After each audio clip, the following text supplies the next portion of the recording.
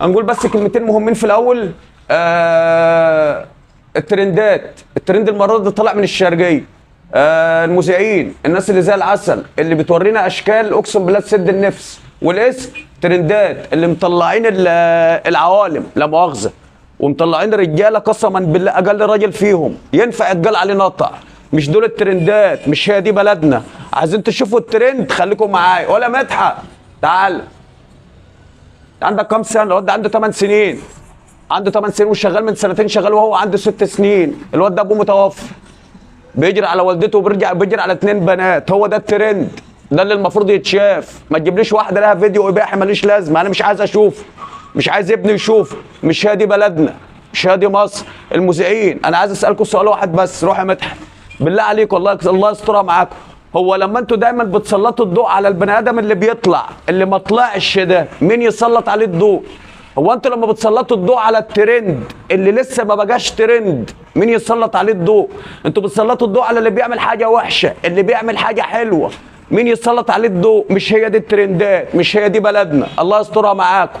الترند المره دي طالع من الشرقيه. تعالى تاني يا مدحت، الشراوه اجدع ناس، ان شاء الله الفيديو ده يطلع ترند. الترند المره دي من الشرقيه. الراجل ده شغال من وهو عنده 6 سنين، ده الترند، ده بلدنا. الراجل ده ايده تسلم عليه ايدك تتعصر رجوله.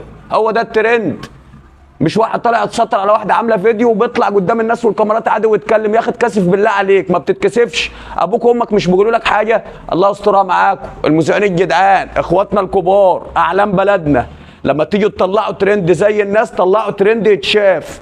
طلعوا واحد زي ده. في ناس كتيره جوه متجوزين وقاعدين في بيوتها ما بيشتغلوش، ده شغال. الواد ده بيجري على امه وبيجري على 2 بنات.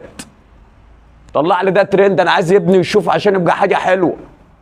ما تطلعليش غوازي وعوالم، انا مش هستفاد منهم حاجه. لو عايز تشوف الترند، ترند اهو.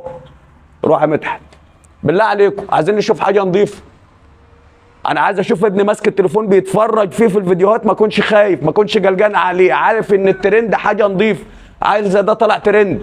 شيخ حافظ القران بيحفظ القران طلع ترند. واحده بتنزل تشتغل تجري على عيالها طلع ترند. الله يسترها معاكم، مش دي بلدنا. مذيعيننا الشطار اجدع ناس في الدنيا، اللي المهم يجيبوا الترند ايا كان حلو او وحش. وما فيش ترندات حلوه، كلها وحشه. المهم انه يتصيط. يا اخي بالله عليك، يعني حارب الجهل معانا، حارب الناس المتخلفه معانا. انت راجل مذيع، الله يسترها معاك، انت راجل يعتبر واجهه بلد.